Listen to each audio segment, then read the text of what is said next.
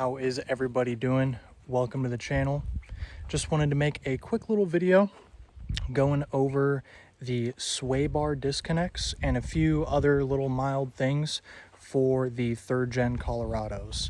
I believe this sway bar disconnect will only fit on the Trail Boss, ZR2, possibly the AT4. I'm not very familiar with the GMC Canyons, but possibly those as well.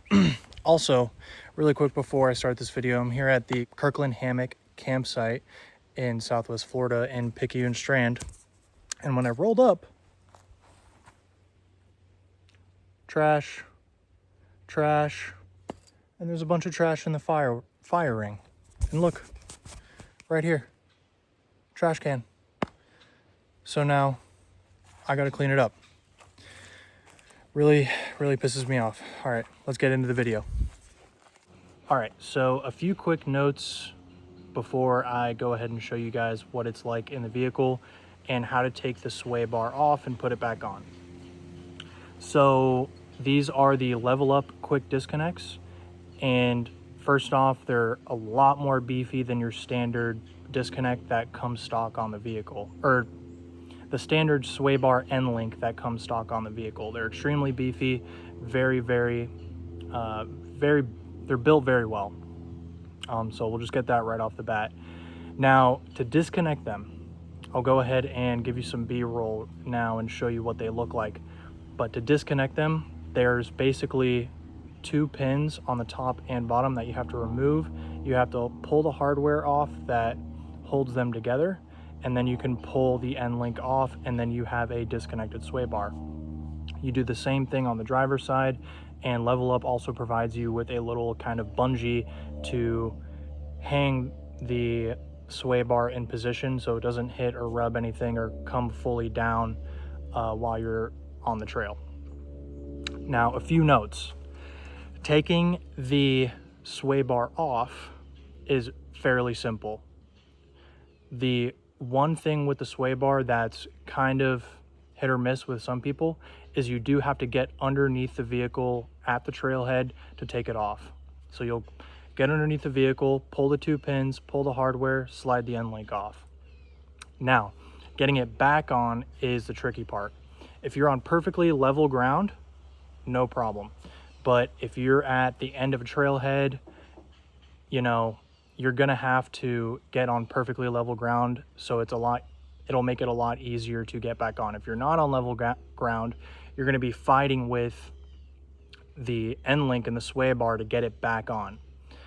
Now, one other note with getting the sway bar back on, the tolerances are extremely tight, and the heim joint and the piece of metal that the joint slides in is very hard to get back on. You have to make sure that it's perfectly aligned before you can slide it into place. So that's the other thing. Now, for this first iteration of quick disconnects for the Colorados, great. I know Jeeps and for some other vehicles, they have kind of like a through shaft type end link where you can go ahead and throw a lever up and lock it in place, and that will allow the end link to travel through the top of it. So you don't have to pull pins, take things on or off. Literally, there's just a through shaft traveling up and down through kind of like a piston setup. And when you want to turn the sway bars back on, you just clamp them back down and they're in place, locked and ready to go. I'd love to see that for the 3rd gen Colorados, but for what we have now, it's great. I'm not complaining. The only thing I don't like is obviously getting under the vehicle at the trailhead to put them back on. Now, performance. They perform amazing. Well, the truck performs amazing with no sway bar. Right now I have the Eibach coilovers on the truck, and that paired with no sway bar and some upper control arms, beautiful on the trail. Riding super well. You get the airs tired down. Awesome, absolutely awesome. And the articulation is crazy. Now, one other note about that is if you have, my truck is pretty top heavy. Obviously, I've got the smart cap and I've got the rooftop tent and the awning. That's a lot of weight. I would not recommend fully deleting your sway bar if you have any type of weight on your vehicle, because driving down the road or the highway, any long distances is going to be an extreme hassle. So that's just one little thing about, you know, driving with your sway bar off. So yeah, I'm going to go ahead and get under the vehicle, show you guys what it's like to take them off. And all right, guys, I am underneath the truck. I'm going to try and get you a good video of how I take these off. Now, this is how you will also be taking apart the disconnect while you're out on the trail or whatever you're doing. Kind of unrealistic for me to put it up on a lift or anything like that. But here you got one pin, another pin up there, and it's just as easy as pulling it out, and then you've got washer, rubber bushing, and this sandwiches all together. So you take the bottom piece out and go ahead and pull the top one. See, and this is what I'm talking about, where it can be a little bit of a hassle to get this off, but it's really simple. Now, all you need to do is, typically what I do is just push the top out like this, and the bottom will slide right out. And do the same thing on the other side, and your sway bar is disconnected. And I'll also show you the bracket on the other side to hang your sway bar, essentially. So I was just on the passenger side, but now I'm on the driver's side. And here is that additional bracket that Level Up provides, where basically when you unhook the sway bar, you're gonna just hang it up here. So that prevents the sway bar from obviously coming fully down and wrecking everything in your vehicle. So yeah. So now here comes a little bit more of a difficult part. These have to be completely aligned with the top pin and the bottom pin for it to slide on correctly. And it's gonna make it even harder if you're not on level ground. So I'll try and get a good, so here's the thing, it's not, see how it's, you know, it won't just slide on really easily. You'll have to kind of wiggle it around and get it in the right spot. Maybe sometimes you'll even have to take it out, readjust the bearing inside of it to get it back on, and it'll slide on. And now here at the bottom, you can kind of see how it's not 100% aligned. And this is where you're gonna have to make sure the truck is on complete level ground, because it can be way more off than this. And it takes a minute. And the only thing is, you know, you're gonna be doing this in the dirt at a trailhead somewhere. So right now I'm kind of lifting up the truck a little bit with my arm, and it's making it more aligned, kind of adjusting it. And you see how it's aligned up here, but it won't actually go in, and that's what you're gonna have to deal with right there. Let me see if I can try and push up the truck a little bit.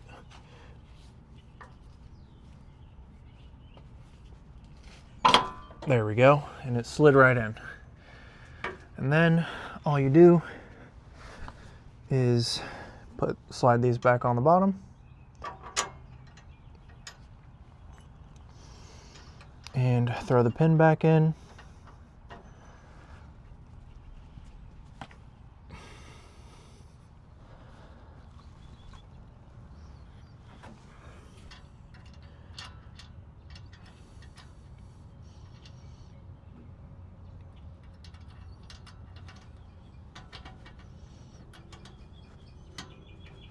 And that slides right in just like that. One other con I wanted to go over really quickly about the Level Up sway bar disconnect. I'll throw a picture up on screen, but they're sandwiched together by some hardware and some rubber gaskets that kind of eliminate some of the play. My driver's side is a little bit too tight, so I actually had to go and get smaller pins in order for it to be easier to take on and off. Now my passenger side is too loose.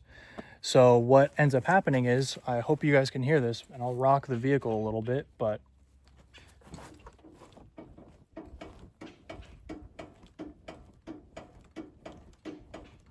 you hear that?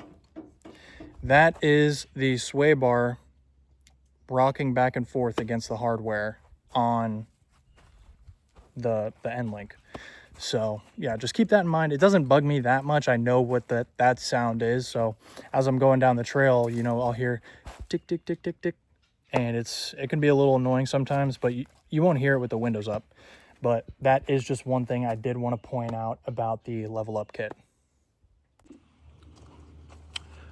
One additional thing I wanted to talk about in this video is about the differential drop. The differential drop that I had obviously lowers the front of the diff down 1 inch, so you can get better angles with your CV axles if you lift your vehicle. At the end of the day, I do not recommend going with the, you know, simple $50 1 inch spacer kit at the front of your diff. The diff is mounted at a cross member, kind of, you know, behind the diff, and there's 2 bolts with bushings at the front of the diff that secure it in place. What happens is if you go with that 1 inch spacer kit at the front, your diff is going to be out of level and pointing forward like this. And what ended up happening was those 2 front bolts kept wanting to back out.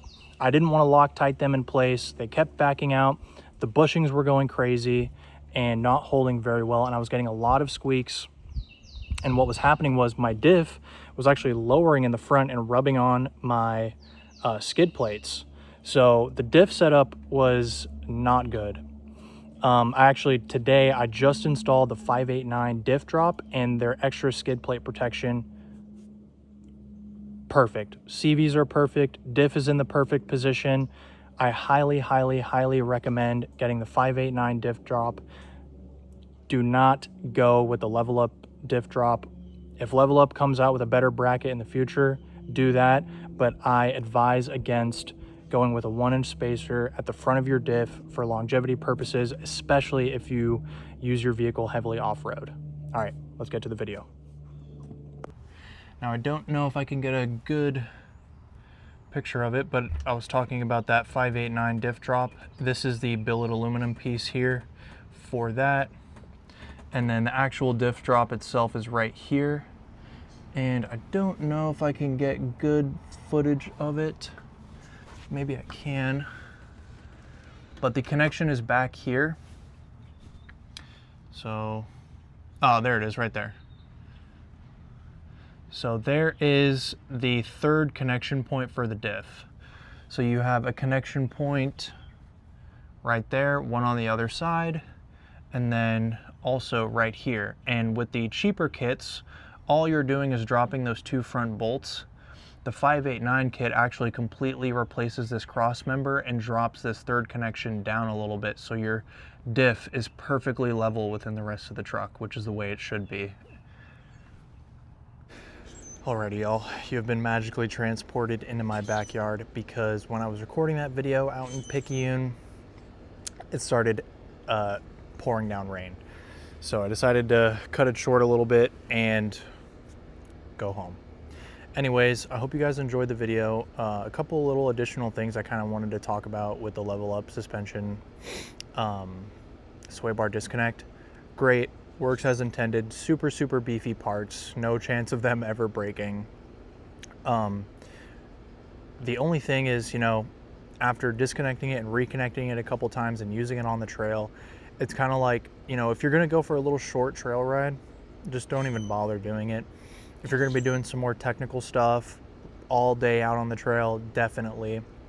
Multi-day trips where you're hitting hard trails one after another, or on the trail all the time, definitely leave it unconnected.